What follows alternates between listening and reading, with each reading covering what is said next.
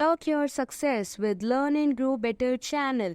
Hello my dear students, how are you all? Welcome back to our channel. Kindly show your love, please like, share and subscribe the channel. So as you already know, अब हमने chapter 2 already start कर दिया है. Chapter 2 यानी कि acid basis and salts, science class 10th का ये topic है. बेसिकली इसमें हमने काफ़ी सारे शॉर्ट क्वेश्चन आंसर डिस्कस किए. बिल्कुल इसी तरीके से हमारे जो भी इम्पॉर्टेंट क्वेश्चन आंसर है वो हम अपनी वीडियो के थ्रू कवर आउट करेंगे, ताकि चैप्टर की मेन अंडरस्टैंडिंग भी आपको समझ में आएगी. चैप्टर में क्या समझाया गया है वो धीरे धीरे आपका क्लियर होगा, और क्वेश्चंस को कैसे अप्लाई करना है, क्या कॉन्सेप्ट है, ये भी आपका क्लियर होगा. So are you ready to go? Let's get started. Question number 19 is, while diluting an acid, why is it recommended that the acid should be added to the water? Acid should be added to water. यानी कि acid को water में डाला जाता है, water को acid में नहीं डाला जाता. अगर हम दो बीकर ले लें, एक में एसिड है और एक में वाटर है, और जब एसिड को डाइल्यूट किया जाता है, एसिड को डाइल्यूट करना यानी कि एसिड की कंसंट्रेशन को कम करना, वाटर की कंसंट्रेशन को बढ़ाना. तो जिस एसिडिक सब्सटेंस में एसिड का अमाउंट कम हो, वाटर का अमाउंट ज़्यादा हो, ऐसे सॉल्यूशन को हम डाइल्यूट एसिड कहेंगे. ये चीज़ आपको ध्यान रखनी है. तो एसिड भी दो कैटेगरी में डिवाइड होते हैं. एक होते हैं डाइल्यूट, जिसके आगे हम DIL लिखते हैं. अगर आप लैब वगैरह में जाओगे तो आपने ज़रूर एसिड की बॉटल्स में लिखा हुआ देखा होगा.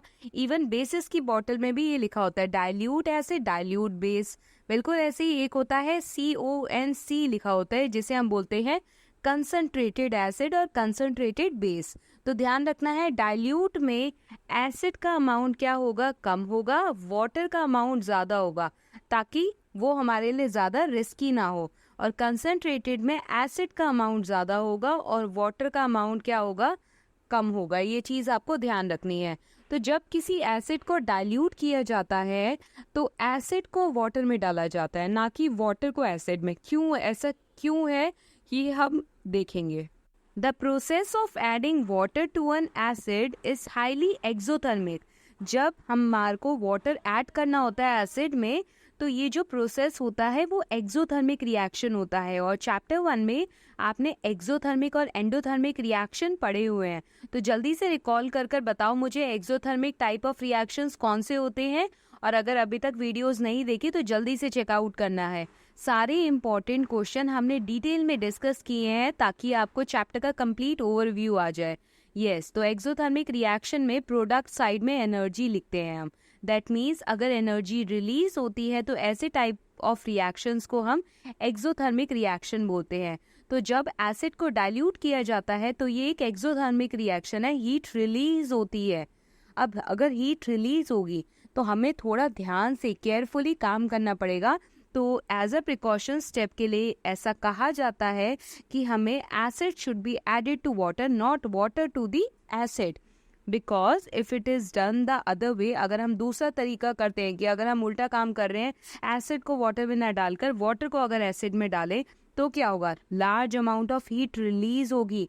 क्योंकि एसिड के कंटेनर में अगर आप वाटर डालेंगे तो एसिड का अमाउंट ज़्यादा होगा, वाटर हम धीरे धीरे डालेंगे, स्टर करेंगे, और ऐसा करने की वजह से क्या होगा? हो सकता है enormous amount of heat release हो जाए और वो एसिड जो है स्प्लैश कर जाए. स्प्लैश करना यानी कि हमारे मुंह पे या हमारे कपड़ों पर आकर गिर जाए. तो ये चीज़ ध्यान रखनी है, कभी भी ऐसे नहीं करना. वाटर को एसिड में नहीं डालना, बल्कि वाटर में एसिड धीरे धीरे डालना है, प्रॉपरली स्टर करना है उसे डाइल्यूट करने के लिए, ताकि जो भी हीट रिलीज होगी वो एनॉर्मस अमाउंट में नहीं होगी, एक्सेस में नहीं होगी.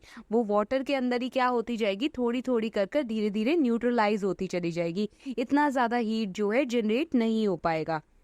The mixture may splash out and cause burns. Even the glass container may break due to the excessive heating. तो ये चीज़ आपको ध्यान रखनी है. तो ड्यूरिंग डाइल्यूटिंग क्या करना है? वाटर टू दी एसिड नहीं, एसिड टू दी वाटर डालना है. वाटर का अमाउंट ज़्यादा, एसिड धीरे धीरे कर कर पोर करना है. और ये बहुत ही इंपॉर्टेंट क्वेश्चंस में काउंट होता है, ये चीज़ आपको ध्यान रखनी है. आई होप आपको ये कॉन्सेप्ट क्लियर होगा. अगर आपको कोई भी डाउट है तो आप कमेंट सेक्शन में मैसेज ज़रूर करेंगे।